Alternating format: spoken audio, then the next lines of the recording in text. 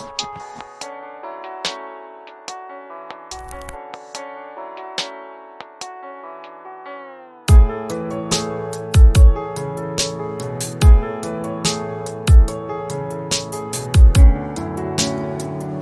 everyone, thanks for tuning in to another chat. I am very lucky tonight to be joined by Oak Leaves and Onions.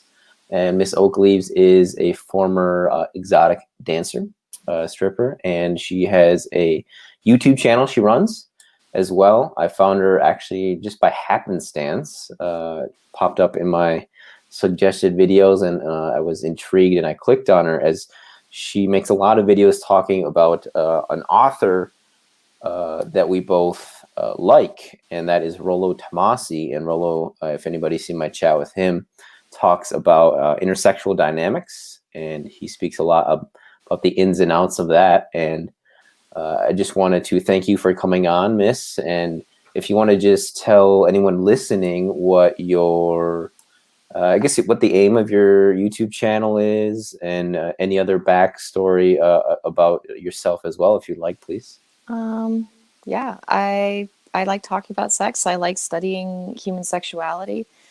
It's really interesting, and there's like endless material to study out there. I think there's this kind of mainstream idea about how sex should work or how people should interact with each other, and I don't know, it's not always correct, which is how the red pill came about. There's these ideas that we have about, the knight in shining armor. There's these ideas about how women should be treated, like a princess, and it doesn't work, and people are dissatisfied and they're unhappy. And so it's fun to read about that, and it's fun to study it and learn about what makes us tick. Yeah, definitely. And how did you find Rolo? How did you find his work? How did you come across it? Well, originally I think I ran into it one time where I was just kind of wandering the internet, and I read a few of his articles and I liked them, and I was like, well, that was interesting, and then I wandered off again. And then I made a video about hypergamy because I was tired of being called literally a hypergamous bitch. Why is that? Just I internet trolls, or just internet trolls? And I was like, do you even know what that word means? And so finally I made a video about it. And I got a comment from a guy who was like, oh, you don't know anything about hypergamy. You don't know what you're talking about. Rolo Tomasi says this. Rolo Tomasi says that. Rolo Tomasi says that, you would leave your husband in a heartbeat if somebody better came along. So finally I was like, well, I know that's not going to happen. So I think, if this is actually what Rolo Tomasi is saying, Rolo Tomasi is wrong. But I wanted to see what he was actually saying. So I got the book and I started reading it. And it was interesting enough and informative enough that I decided to just do a chapter by chapter review, because I think a lot of men have read that book and come away with this impression that, women can be horrible, but sometimes I think guys get the impression that women are more horrible than they actually are. There were a lot of oh, Rolo says this kinds of moments where I don't think that's exactly what he was saying. It wasn't lining up quite exactly, and so. Mm-hmm. Yeah, he does have a very strong voice. I would say very strong writing voice, and I likewise had a lot to say about the book. I did an interview, I think it was last month, officially on my YouTube channel, and it went about an hour long, which is usually way long. Each of my interviews are like 10, 15, 20 minutes, or my book reviews. So it went way longer, and there was actually stuff I missed that I forgot to say too. So I might actually do another one, but I bought all 3 of his books, read them all. I gifted 2 of them to 2 people in my family, both males. I don't think they've read them, unfortunately.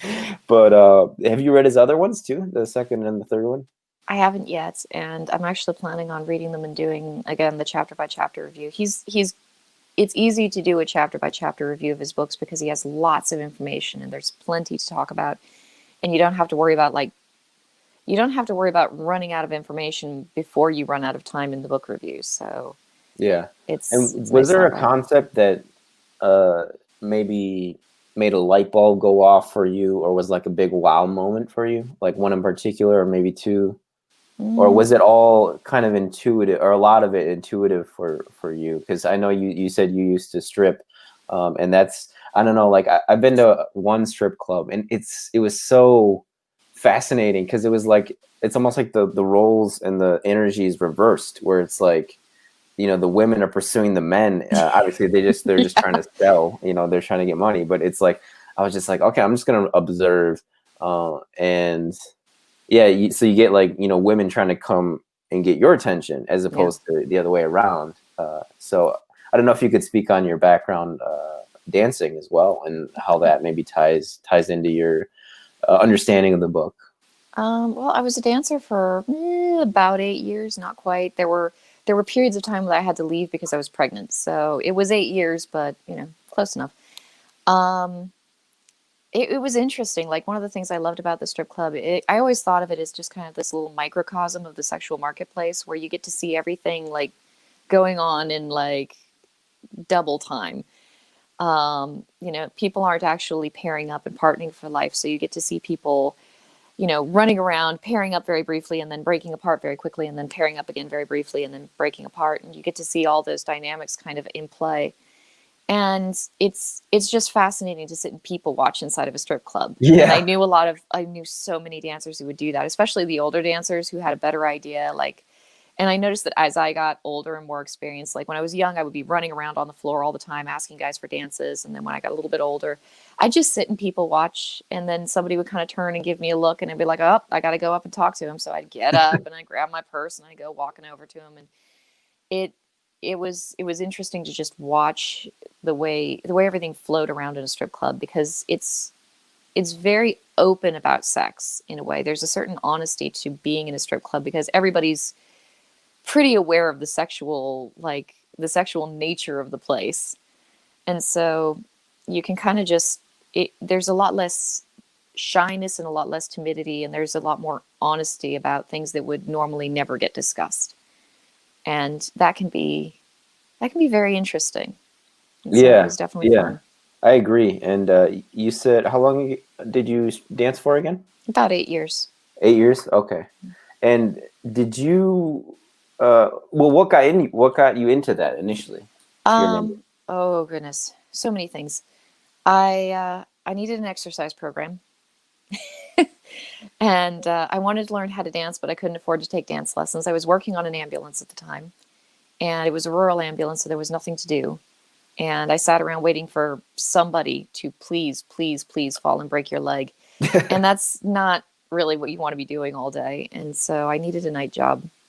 So I needed an exercise program. I needed a night job. I was just turning 21 and there weren't many things to do except for go to the bar in my hometown. So it was like, okay, I need a night job at a bar.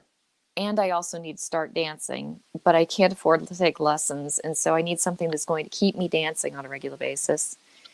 And, you know, that and a bunch of other things that just kind of boiled down to, well, I could become an exotic dancer and that would solve all my problems at once. And so I did. Mm. And it worked surprisingly well. Way better than I expected it to. I didn't think I was going to make it past the first night. Like, I went in expecting to ask them for a job and get laughed out of the club. So that was Do my they game reject plan. people? Oh, they do. They do. I've seen, On what basis would you say? well, they have a lot of clubs have a kind of a method of rejecting people. And I've seen women who should not be hired in strip clubs, and I've seen women who should not be hired in strip clubs get hired, and I've seen women who should not be hired in strip clubs get rejected. And usually in the more modern kinds of clubs, so not small town podunk clubs like the one I worked at, they tell you that you can have the job if you can pass an audition. And so this weeds out a lot of the girls who are like beginning strippers who are too shy to take their clothes off. Like they think they talk a big game and then they get up on stage and then all of a sudden it's like, oh my God, what am I doing? And they run off stage. Yeah, It right. stops a lot of them from getting the job, but it also stops women. Like I remember there was a gal who was like, she was like 25, 26, something like that. And she looked like she was 70. And she had done a lot of hard drugs and it showed. And she asked for the job and they let her up on the stage. And it was pretty obvious to everybody that she wasn't going to get the job, but they told her, yeah, you can audition. and she auditioned, and then they said, no, you don't have the job. And like the business model of strip clubs is like they'll hire anyone, but you have to pay the club to come into work. And so they wash out a lot of girls who can't actually earn money just by they keep going in and they keep not earning money. They keep owing the club money, and eventually they just have too much of a debt to the club and they have to leave. Okay. Wow, I did not know that. I wonder, would you know, I don't know if you know this, like what percentage get rejected? A lot. Like, I mean, they don't get rejected from the club. A lot of girls will get hired even though they don't have what it takes to make it work. And then they just wash out on their own. And Okay. so, Okay. like, Got if you. you're pretty and you're young, they will hire you, which is great because there are a Right. lot of girls who look at it and they're like, I don't know if I can do this. I'd love to try to do this, but, you know, I don't know if they would actually hire me. They'll probably hire you. If you're young and you're pretty, they'll hire you. If you have what it takes to make money in the strip club, that's a different thing. That's something you kind of discover later on because, excuse me, if you can sell dances, then you can make money. And if you can get money on stage, you can make money. But And at the what end of the does night, it you take, still, would you um, say? well, depends on where you're dancing. When I started dancing, like the first club I worked at, small town, they basically, it was just a bar that happened to have a stage on hand. I'm sorry, I just noticed my cat is, yeah, Oh, you're he's fine. he's I've had totally cats in my background too while I'm recording. Oh, he's like good. scratching away. We have what we call it a pipe hand. It's a little tiny cat bed. It's directly behind me, so I'm hearing scratch, scratch, scratch, scratch, scratch. What's his Like name? his name is Chester. Chester. Okay. Yes. Well, if he makes a Yes. cameo, it's quite all right. Yeah, no, he probably won't where I'm sitting right now, but if they will, it's probably right behind me and they'll just kind of walk around. They show up in most of my videos at this point. Like every once in a while I'll get a comment like asking where the cat is. It's like, oh, you know, they were sitting directly behind me this time, but they were there. And he is sitting directly behind me. He's just on the ground. But yeah, the first club I worked at, like I made like anywhere from 250 to 350 on stage every night that I worked. And I was just money on the stage. And I had just turned 21, so it was when you start dancing, that's the most money you're ever going to make in a way, like just looks wise. The younger you are, the more money you make.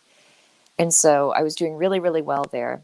And I didn't have to sell dances. They weren't expecting us to sell dances. I didn't actually owe any money to the club at that particular setup because it was just a bar that had strippers in the corner. The second place that I worked was an actual strip club. It was entirely geared around the idea of having strippers. That was their business model. So you paid 25, I believe it was, dollars to the club every night. And there it was a little more difficult to make money because I had to actually sell dances in order to make money. I still made good money on stage, but it was maybe I'd make about $60 on stage per night at that club in that location. And then everything else that I made was from dances that I sold. That's a much more modern business model for a club, but it also depends on your location. So this was a small podunk town in the middle of nowhere. So on the one hand, it was a lot easier to sell dances because if you were halfway pretty, there weren't that many pretty girls out there, and there weren't that many girls who were willing to be strippers in the middle of nowhere. So money was easier to come by. We actually imported a lot of our strippers at that club because girls would travel and they knew to come to our town because there wasn't a lot going on, so there wasn't much competition. So we had a lot of girls. We had girls from Alaska, from Portland, from California, from just all over the place. All American though? No. We had one who was, I believe she was Ukrainian. Oh wow. And she Okay. came in. Okay. And then eventually I left and went to the city. And once I got to the city, things got much more difficult because the city that I happened to choose to be my new home, I loved it there. It was a beautiful city, but there were very, very restrictive laws on what you could and couldn't do on stage. There were very restrictive laws on how close you could get to the customers. They had what's called a 3-foot law, so customers couldn't get within 3 feet of the stage. My goodness. So you couldn't actually reach out and touch the customer, even if you were just like shaking his hand. Like it was impossible. Wow. I don't think that was Florida. No, that's not Florida. And so, you know, there it becomes very difficult to make money. So I might brag about having a night where I made like, you know, $800. and I can brag about that. Like, wow, I made a lot of money. And everybody in different parts of the, like, if somebody from Atlanta heard that, they'd laugh at me. Like, that's all the money you could get. Yeah, It's right. like, yeah, in that part of the world, in that part of the country, that's all the money you can get. The most I ever saw any woman make in any of the clubs in that city was one gal who made $2,500 in one night, which is actually a very impressive number for pretty much any club, really. But she made it all in private dances off of one guy that A she met whale, who really right? liked her. Yeah. And that was unheard. I never made that much money in a night. I never, ever made that much money in a night. But Would you want to share where, maybe if you don't want to share the state, the general location, or even the city, if you'd be comfortable? I don't know. I traveled around. So I was in, let's see, I went to Washington, Oregon, Tennessee, Louisiana. I did go to California, but I wasn't there to dance, kind of. I was just sort of checking out California. And it turns out that I have some really bad allergies in California, so I didn't stay for very long. Like, Oh, wow. I did not do well there. I had to pop like Claritin like it was candy. So it's like I cannot live in this place. But Seattle was. I went to Seattle, Washington. That was beautiful. I went to Portland. That was interesting. I went to New Orleans for a while, and I used to dance in New Orleans. Like one week out of every month, I would just go to New Orleans and dance there. And I made kind of a living off of New Orleans for a while. Yeah. I danced right on Bourbon Street, actually. So that was kind of cool. Oh, wow. Nice. Was it during, what's it called, Mardi Gras? Like Fat No, I Tuesday and never all did that? Mardi Gras. I stayed away from it during Mardi Gras. Too much crowds, too much noise, too much craziness, and a lot of crime in that place. Like I mean, I saw so many drugs when I was in New Orleans. Like, I Yeah. saw drugs kind of in every single club that I worked at, and every club has its own kind of, at least it's been my experience that every club or at least every region has its own kind of drug culture, like drug of choice that you see more often. So, Mm. in my small town, we'd occasionally get stoners, you know, and that's not so bad. We get some pill poppers every once in a while, which is not so Yeah. good. In New Orleans, it was cocaine. Like, there was just cocaine everywhere that I went, no matter what I did, no matter who I was with. I remember there was one night I walked into the bathroom. It was a really slow night, and I was practicing on stage because that's what I did whenever there weren't customers around. I'd go up on stage, I'd practice and practice and practice. I got tired. I had to go to the bathroom. I walked into the bathroom, and every other girl that was dancing in that club that night was in the bathroom, and they all had little tiny baggies of cocaine, and they were all just doing cocaine like crazy. There was a Wow. cloud of cocaine in the air when Yeah. I walked into the bathroom, and I'm just kind of looking around like, excuse me, I have to go to the bathroom right there. It's like a scene out of a gangster movie or something. It was like, Yeah. you I hear have a about question parties like that in Hollywood or something. about the dancers themselves. Do you guys ever, or you yourself personally, ever enjoy giving a dance, or is it like a chore or job most of the time, or all the time? It depends on the customer. For me, at least, it Yeah. always depended on the customer. I had some guys that I love giving dances to. I love spending time with. There were some guys that it was just they weren't talkers, and usually if I could get a conversation going, especially for a longer dance, that made it a lot easier. For short dance, it's not such a big deal, but for like an hour or a half hour long dance, if you're not having a conversation with somebody, the silence can get a little bit deafening and kind of awkward. Yeah. And some guys are talkers and some guys are just not talkers. And for some guys, it's okay if they're not talking because you can tell that they're just visually enjoying the dance and they're really happy. Some guys, they just blank face, no feedback at all. And it's like, okay, well, I hope you're liking this because my legs are getting Yeah. tired. What drugs are you on? Yeah. Yeah. Oh God. I've sold dances like that. I sold a dance to a guy one time who was, I have no idea what he was high on, but he was talking to me and he was telling me all sorts of just increasingly loopy things. And so eventually I just kind of sat down on the couch next to him and we talked about his bizarre just experience of the world at that point in his life. And I was just trying to be calm and pleasant because I didn't know what he was high on and I didn't want to upset him because I didn't know what he was going to do because And he that was was on in something. New Orleans, or? No, that one wasn't in New Orleans. That was actually that was in Tennessee. I was in Nashville at that point. Okay. Okay, wow. One thing I noticed and again, I've only been once, it was actually at this place called Teasers in Key West, Florida. Okay. And it was, again, I have nothing to compare it to, but it was quite similar to what you described with the modern, they had the stage and then, but then you can also go in the back and do your private dances and all that. And one thing I noticed is like, it's not just strictly a transaction, and this kind of dovetails off of what you're saying about sometimes you did enjoy giving a dance to a guy and sometimes you didn't. Is like, oh, there's these two girls that I'll use as an example. There's one girl, she's really tall, very fair skinned, blonde, and I really wanted a dance from her, but I think she was one of the more desired girls in the club, at least that night. And I tried getting her to come to me, and she, like, nothing I was doing was working. And but eventually I did get a dance from her, and it wasn't enjoyable. Like, she was not into it at all. And then I got this other woman who, she was a brunette. I don't think she was American.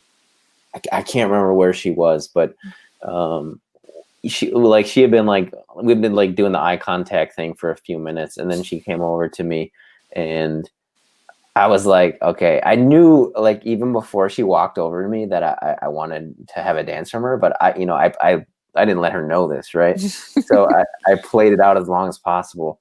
And so, she kept trying to talk to me, and then she's like, okay, I'll come back later. And she did this like 2 or 3 times.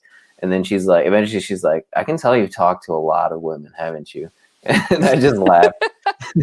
And but it is just going back to what I was saying with, it's just not a transaction, because like, I think I paid the same amount of money, but they're completely different experiences.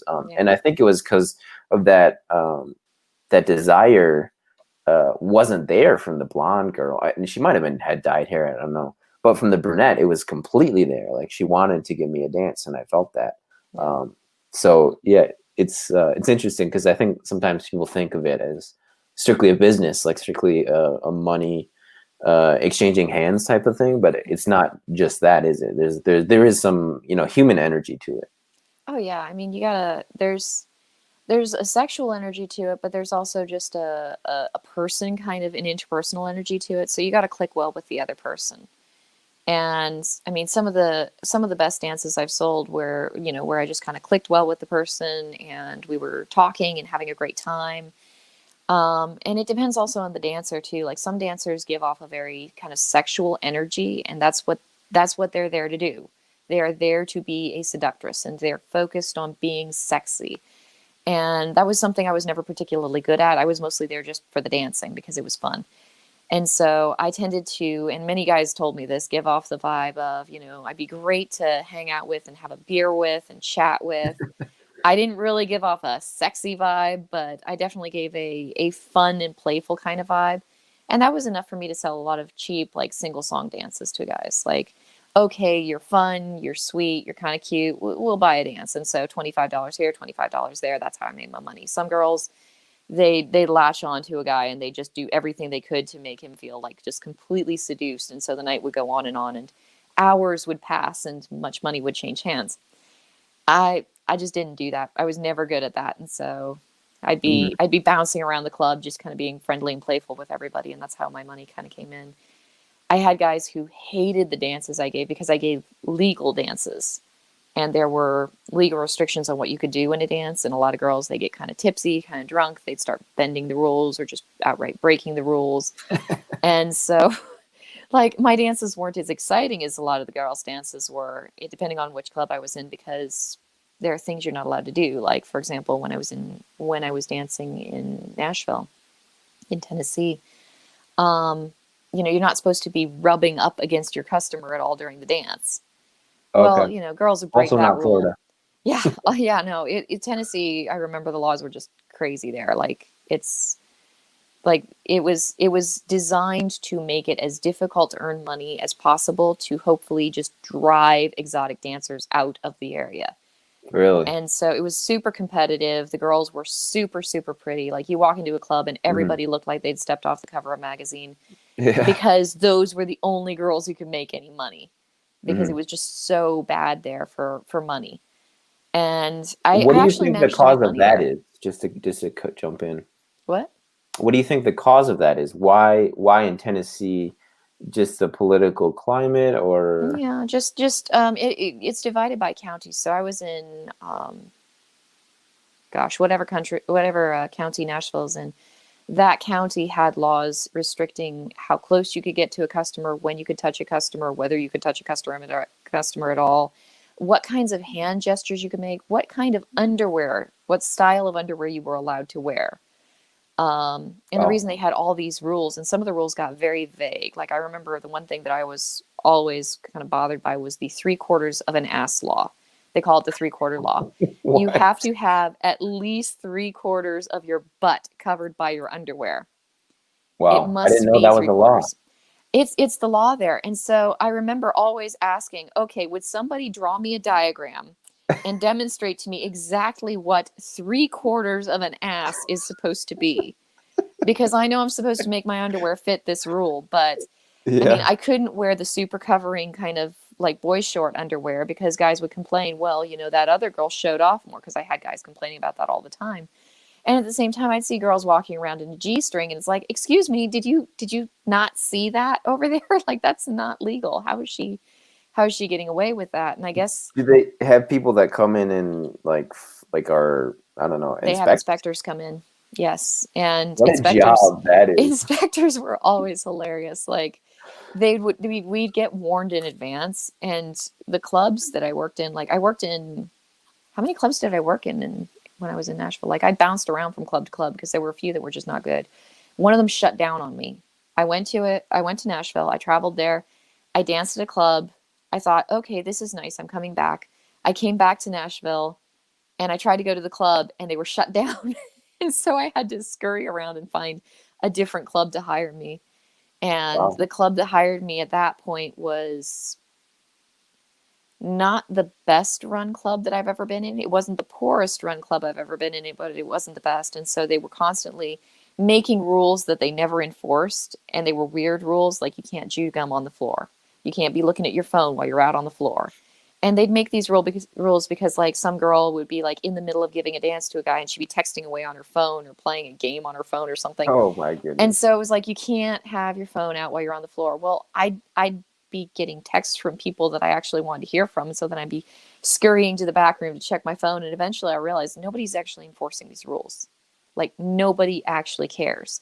Hmm. But that club had a very strong tendency to treat the dancers like they were small children in like a high school or something. Yeah, it Like, we'll sounded like confiscate school your rules phone to from me. you, or we'll take your gum away. It's like, Yeah. all right, I'm an adult, so what are you gonna do? Like wrench it out of my mouth with your finger? Like that's not gonna happen. But Yeah. they were basically just trying really hard to get people to act for like professionals, and that's kind of difficult with exotic dancers. Yeah.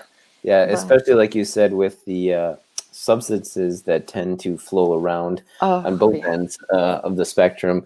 But going back to kind of intersexual Mm. dynamics, what I don't know, like was it difficult reading some of the stuff that Rolo wrote? Because sometimes, like, I wonder, like, what, and this is why I kind of wanted to hit you up, was like, what would a woman think of how Rolo speaks about women? And he speaks, like I said earlier, with like a voice that has a very kind of authoritative tone, right? So, well, yeah, Yeah. what do you think about that? How did it make you feel? It was interesting reading. There were a lot of things that I read that just kind of made sense to me. And I guess like I used to entertain myself by watching like sex documentaries whenever I could find them. Like, and I mean, a lot of them have become like very they have a very feminist slant to them, so that's less than useful for me.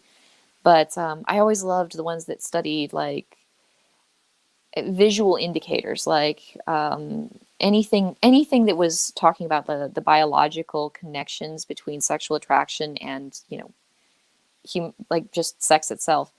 And there was so many interesting things that I learned, like the idea that the hourglass is attractive to men. Like they always talk about how the extreme, like Barbie hourglass. I don't know if this is showing up on the camera, but the extreme of Barbie hourglass is.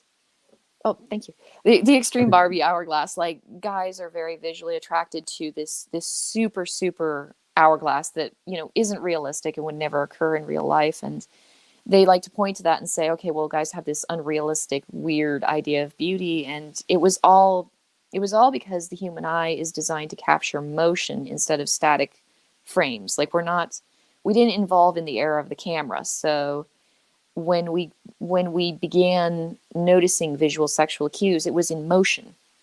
And so Yeah. if you take the way a woman sways her hips when she's like ovulating, she tends to sway her hips more at that point in her life. Also, the swaying of the hips is a great indicator of spinal health. You can really only walk like that if your back is healthy.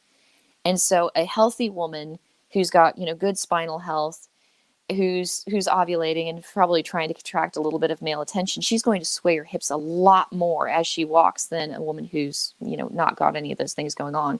And so if you take a bunch of images of a woman swaying her hips as she walks and you superimpose them all over one another, you get that extreme hourglass. And that's what your brain is picking up on when you watch a woman walking by. You're looking at the hourglass, but you're also looking at how she's moving, because she's indicating to you by her movements whether or not she's sexually receptive. And so, that's fascinating. And that's the sort of thing that I used to watch, like any kind of documentary, any kind of information I could get on that sort of thing, like just as a hobby. And, I mean, it was a professional interest too, because I was going out and I was dancing, and it's like anything that I learn here, I'm going to apply to my job as well. But then I read Tomasi's book, and it's like, okay, a lot of this makes sense. Like this, it makes sense. Yeah. There were Go ahead. There were a few things that didn't entirely make sense to me. I know that I talked a lot about competition anxiety in my videos when I was reviewing it. I didn't like, he put out a video at some point where he was giving a talk and he was talking about dread. And the moment he said the word dread, it all clicked into place. It's like, okay, dread, I understand. Competition anxiety mystifies me, but dread, I understand.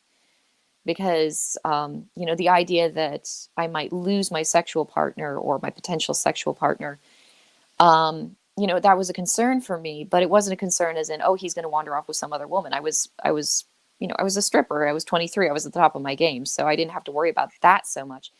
I did have to worry about him simply wandering off one day because, he was a very intelligent person, and he was very, curious about the world. And so if something interesting, caught his eye, he might just happen to go away and do that instead. And so there was that element of dread, like, oh God, I might lose him someday. He might get a job offer somewhere. He might, find something interesting that he wants to study or do. And then that's the last time I'll ever see him.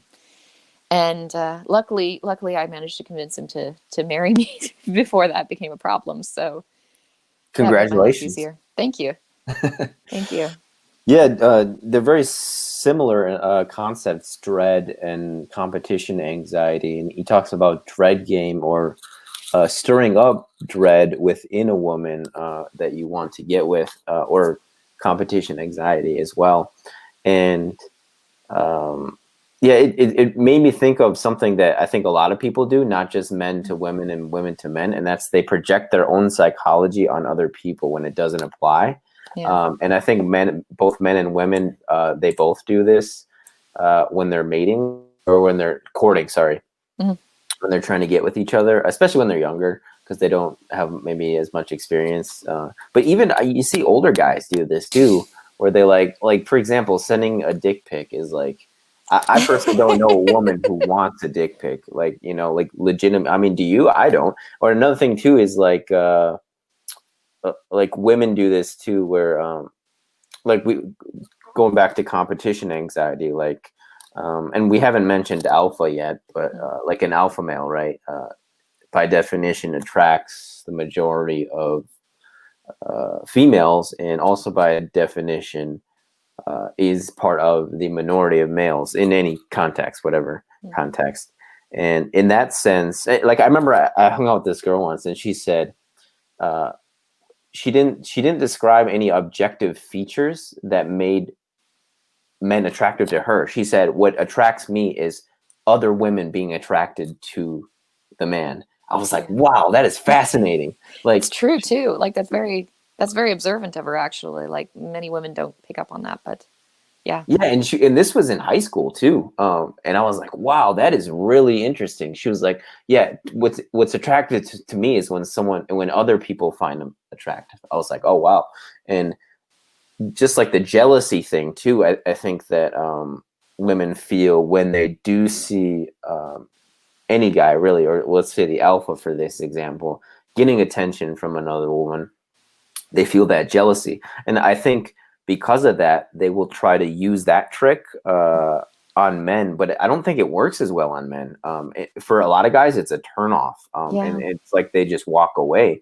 And that's another point too, where it was like, men sending pics of their genitalia, where it's like, that's not why women get with you, right? Yeah. And then likewise, women trying to make men jealous in that way. That's, men don't really work that same way psychologically that women do, where it's like, oh, actually jealousy makes you more attractive to women. Yeah. I don't know what your thoughts are on those things. Well, that makes a lot of sense. Like, I mean, if a man is interested in a woman, or if he's sizing her up to see if she would be a good potential mate, he doesn't want a potential mate who's going to be likely to run off with someone else. Because I think actually this is one of Rolo's big ideas that he talks about, is the existential fear of men is that they'll get cuckolded, that they'll end up caring for or raising offspring that are not actually theirs. And so they want a man, or a man wants a woman who's going to be very, very loyal and very, very stuck to them, which is honestly, I think, the way women are kind of geared to act to a guy. Like, I think that a lot of women would argue against that, but if they find a really, really alpha guy, all of a sudden they're just stuck to him like glue. And it's like, the more alpha the guy is, the more they feel that he's an alpha guy. I think the more they just kind of, all of a sudden it's like, yep, I'm there when you call me. I'm 100% loyal. I'm 100% yours. And they can, I've seen like this kind of tendency in women, like, oh, I'm strong and independent and I'm my own woman and I can take care of myself and I don't need no man. And then somebody really, really hot walks into the room and suddenly it's like, what was I saying about strong and independent? Forget that, that's not important. Yeah. So yeah, that's what men are much more likely to respond positively to, I would think. This tendency of a woman to just be, kind of glued to them, or much more likely to be loyal to them. If a girl's wandering around like showing them all the other guys that they can get a hold of, it's like, okay, Right. you're just shopping around. You're going to cheat on me. You're not going to be loyal to me. I can't trust you. I can't turn my back on you, and that's going to create way too much hassle for me. You don't want to put it in the words. You don't want to put it in so many words, but basically, I don't want to deal with a slut. So if you're acting like you might be a slut, I don't want to have to deal with that. And I Yeah, can and I see a think lot of guys. that's a mistake that women make too. Like I said, is they think, oh, if he knows that I can get other guys, that'll make me more attractive to him, right? Because that's how I think, right? About men, right? But that's not really how men think, like you just said. And you mentioned earlier that you like documentaries about sex. Do you have any recommendations I on wish those? I did. I haven't seen any good ones in a while. There were a bunch of really Okay. good National Geographic, but it seems like the older documentaries that I've seen were the better ones. Hmm. Like, not super, super old, like, 1960s old, but there was a while where I was finding some really good ones, and then they kind of dropped off, and I haven't seen any. And Hmm. maybe that's because I spend a lot of time like searching the internet for like fun kids shows, and so I'm not getting the same suggestions I used to get. Sure. And But you also mentioned that some of the ones you have seen had a feminist slant, and that you said that wasn't. I can't remember what your verbiage was, but it didn't fit with what you were looking for, or something like that. yeah, I can't actually remember what I said, but Yeah, I, if you I've remember I've what you noticed meant like by it. there's a lot of information on sex that people have that I don't entirely trust because of feminism. So, like gender studies. I took a gender studies class in college before I dropped out of college, like very shortly before I dropped out of college. I was very unimpressed. I don't trust gender studies.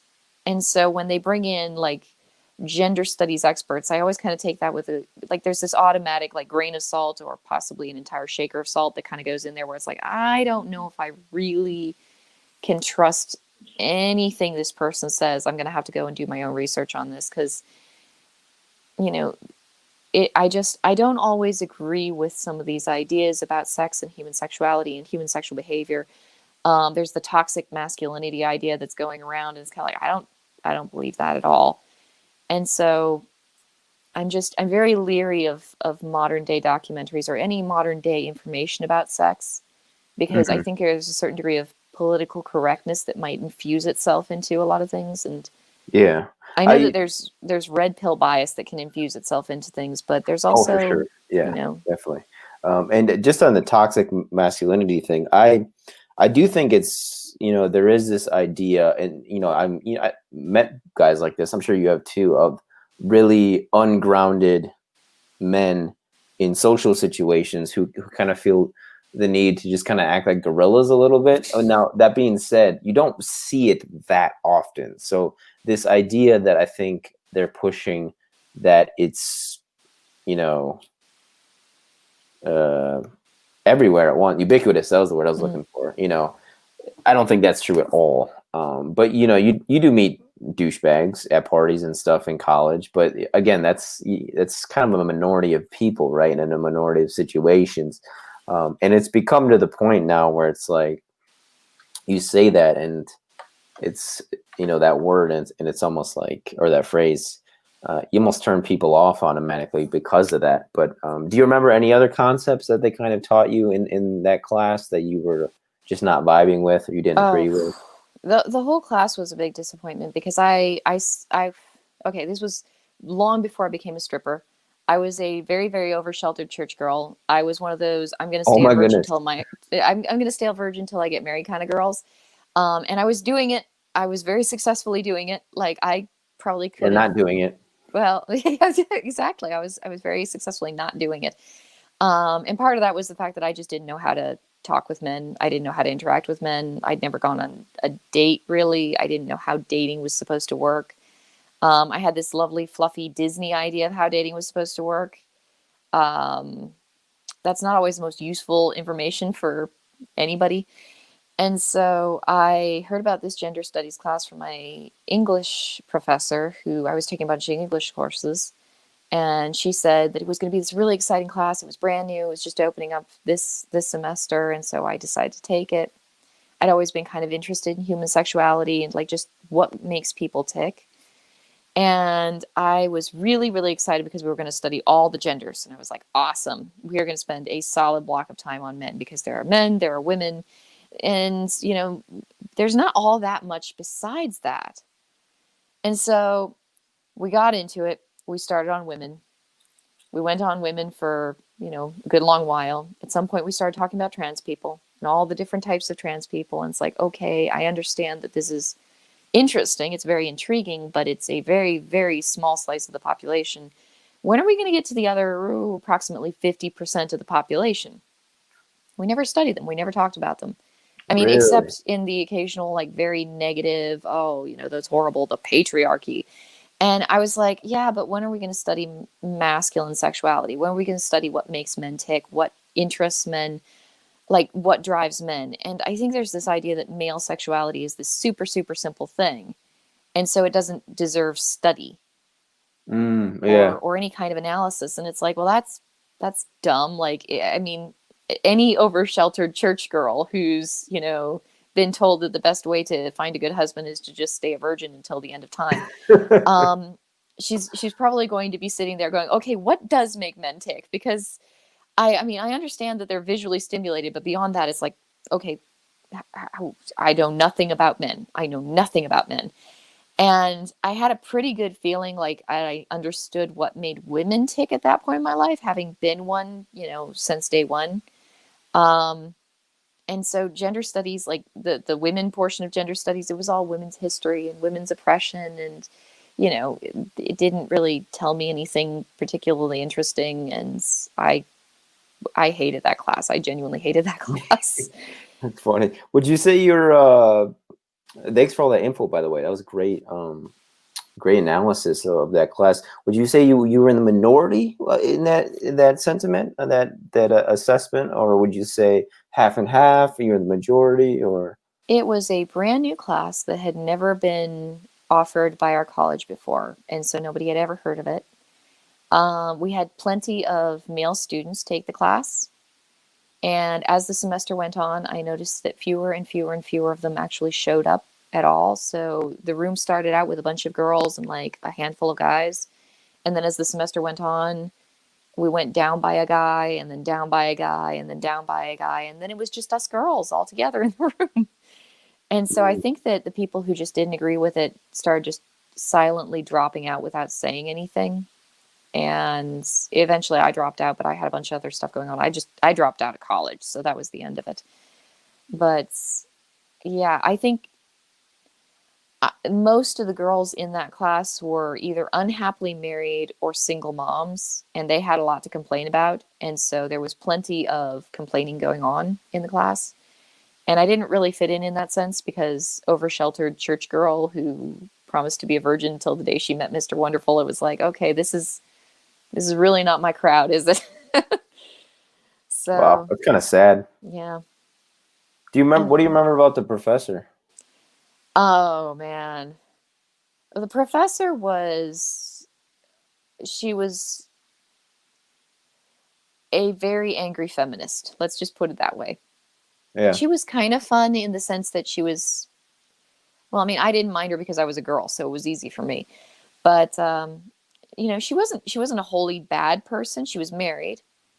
She was one of those definitely never going to have a baby types. Definitely, I'm going to bet you anything married to a very beta male kind of guy. I talked with some of the other students and they told me about how one time she was like hanging out and drinking with some of the students and got into an argument with her husband or something. And she like grabbed him by the balls, like literally, and I guess No. dragged him to his feet or something. So, Oh my yeah, goodness. like, That is it's like the microcosm of the relationship in one yeah. And so swift it's like, action. okay, I kind of got an idea how they're Yeah, working together. that is also sad. And that's sad too is just the male sex drive and how desperate uh, some guys are to satisfy that need.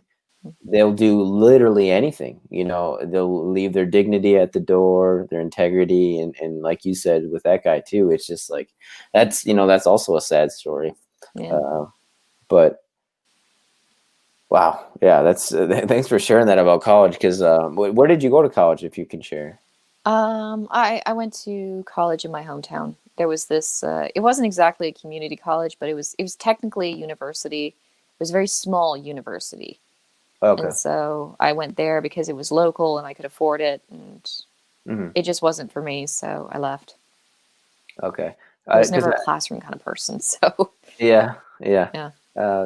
I never took any classes like that at UW in Madison, Wisconsin, but I heard about it, some of them anyways. And yeah, it was a very liberal campus. So, we got, signs with, phrases like microaggressions, toxic masculinity, et cetera, et cetera. And yeah, I got in an argument recently with some young women from that campus, actually. And it was just there was no reason to their arguments, really. It was just like a bunch of, they're just in a group basically just validating what the other ones were saying. And I was looking at what they were saying. I was like, you guys aren't even, there's no validity to your argument. There isn't even an argument, really. Yeah.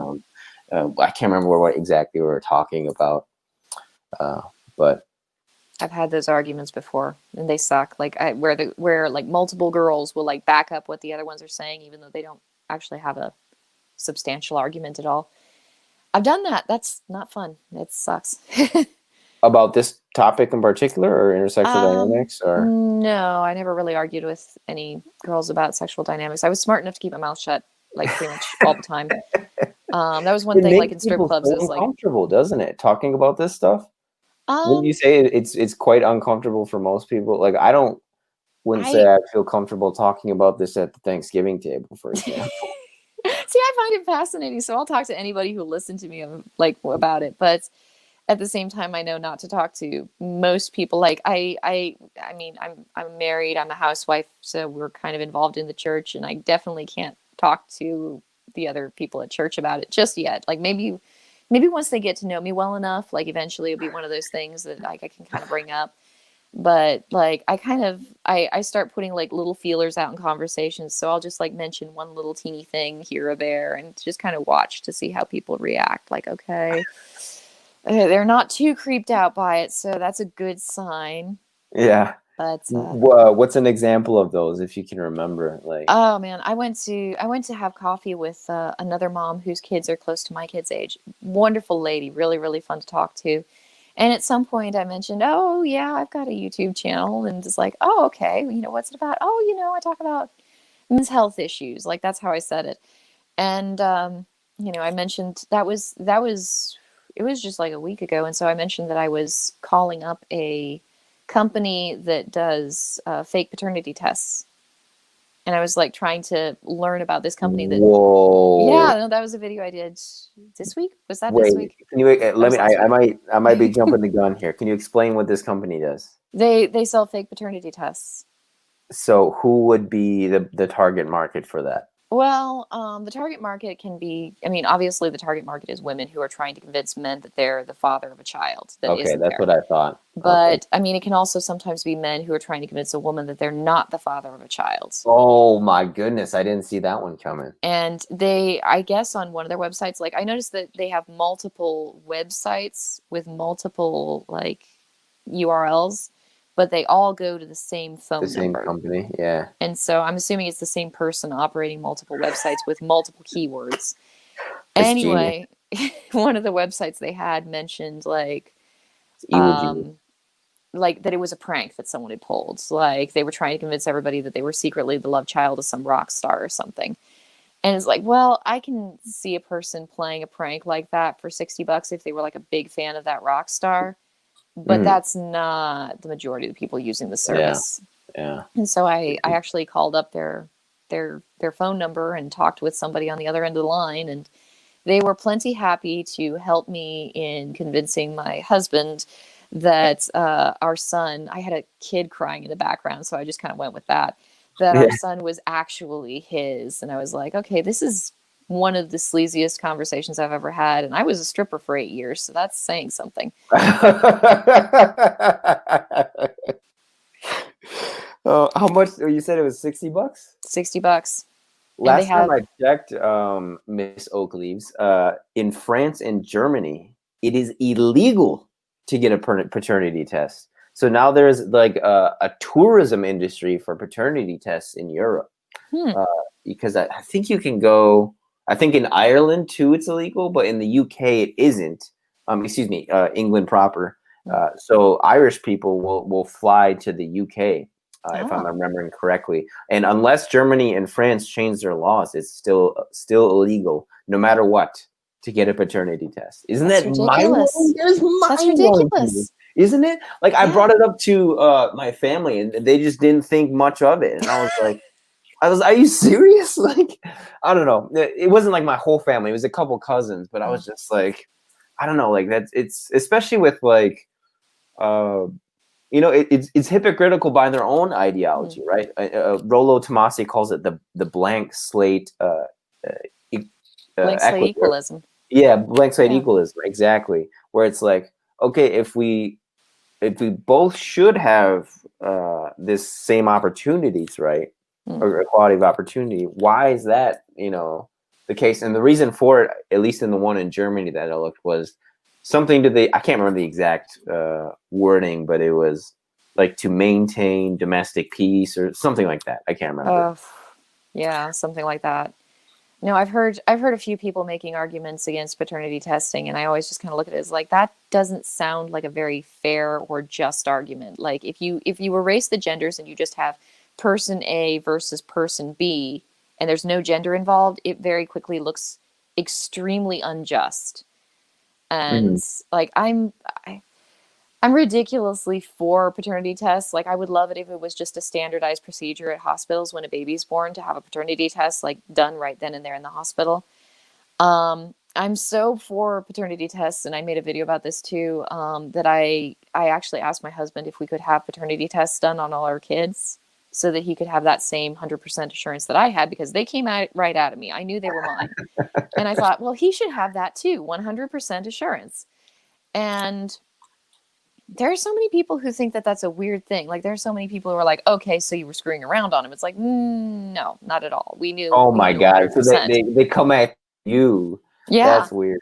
What Like, I else did looked at they it as, say? Do they have other arguments as to why they disagree, or? well, a lot of people look at it and they say, you know, what about in just generalized paternity testing cases? It's like, well, what about the woman? What if she's poor? What if she's impoverished? You know, she needs someone to help her take care of her child. And, you know, it's like, yeah, but that's not his child. What if he's poor, and what if he's impoverished? What if he needs to devote his resources to his own legitimate actual children? Like, there are cases, plenty of cases out there in the world where men are having resources that would otherwise go to their own actual biological children taken away from them to give to a child that is not actually biologically theirs. And You're that's making okay with me, everybody. yeah, That's yeah. You're okay. making Like, me think of Kanye West's his song "Gold Digger," his second verse, which most hip hop heads would say that's his best verse in that song, and it ends with it begins with and ends with 18 years, 18 years, and then at the end of the oh verse he says, yeah. "And you found out it wasn't, Yeah. 18 years. He got you for 18 years, and you found out it wasn't his." Yeah, Yeah. it made me think of that song, but yeah, I don't understand it. There's no one that I can see that is like, I personally know anyways. Again, I'm not speaking for all because I haven't talked to all feminists that can explain that to me, and they don't see anything wrong with it, which I find weird. But and feminism too is another. If we could segue into that before we sign off here, it's like a very nebulous term, right? It seems like no matter like who you ask, like depending on the woman you ask, you might get a different, or you maybe probably would get a different response every time. I don't know. How would you define it? Because I've asked Rolo this too. Well, I know a lot of women who have talked about feminism, and when I talked with them, they'll give me the kind of blanket answer that it's about equality, which I don't believe, because feminism takes equality away from men pretty regularly. I think that it depends on how deep into feminism you are. And so there are a lot of girls out there in the world who are just kind of, they're sort of just light and fluffy kind of entry level feminists, where they've been taught a lot of feminist dogma by society and their schools, by their parents, by whoever around them in their lives. And so they think, oh yes, I'm a feminist because I believe in equality, because equality is a good thing. And so they have this kind of just this just sort of surface level feminism. And they'll do the whole girl power thing, but they don't really think it through. And then you've got the deeper you go into feminism, it's like the circles of hell. The deeper down you go, the nastier it gets. And so you have those women who are like, I think it was Big Red who was like yelling about the patriarchy at that one guy, like on a city street, just frothing at the mouth and angry. It's like, you have those people there too. They're in the deeper like circles and the deeper levels of feminism, and they have their own ideas about, you know, toxic masculinity, the evils of the patriarchy, which is controlling all of our lives and victimizing all women. And their version of feminism is going to be, you know, pretty different from the version of feminism that you get with your surface level feminists. They all kind of have the same, like, they all kind of have the same toxic branching throughout them. It's just that a lot of people who are surface level feminists, they never think about it. It's just like, oh, of course that's the way the world works. Because they've never had it's like, there's so much information that we encounter in our lives that we kind of have to take some things just at surface level. My car Yeah, runs somehow. I have no idea. My husband's tried explaining a few things to me and I don't get it. And I'm like, okay, it that's drives, pretty it deep. gets me to the place. I Yeah, understand a that's pretty car. deep. But, you know, I don't have to understand anything more than that, because there's just too much information for me to take in. And I think a lot of people do that with feminism, where it's just, there's too much information to take in, so they have this surface level understanding. And Mm. they'll make feminist decisions, they'll follow feminist dogma, and they'll never really question it or understand why they're doing the things they're doing. And then there are the people who are just frothing at the mouth angry, and they get into it and they think about it and they dwell on it. And there are some women out there who have a real genuine hatred for men. And they have reasons sometimes, you know, their father abandoned them or they were abused as a child or whatever, but they take that negative lens and they just apply it to all men universally. Mm-hmm. And that's not good. Yeah, and it's up to each person. It's a responsibility, I think, to deal with that. I don't even know what the right word is. Just that baggage that I think almost everyone goes through to a certain extent, right? Mm-hmm. With men and women, just people in general, you know, or growing up, right? I think that's part of becoming an adult. But thank you so much for chatting with me today, Miss Oak Leaves and Onions. I will put your YouTube channel in the description box. And if anybody wants to, please go and subscribe to her. She posts videos quite regularly, and I am subscribed to her. I've been watching her videos for a few weeks now. So please go check those out. She has very awesome insights, very unique insights into intersexual dynamics with her experience and her mind as well. She's obviously a bright person, and she likes to read. As we can see as well. So thank you so much, Miss. And I would love to do this again too, because I actually had more than I wanted to ask you, but we are at our hour. So I don't know if you'd be up for that at some point. Yeah, definitely. This was quite fun. Thank you. Okay, awesome. Thank you so much. And thanks everybody for tuning in. Stay frosty, and until next time, folks.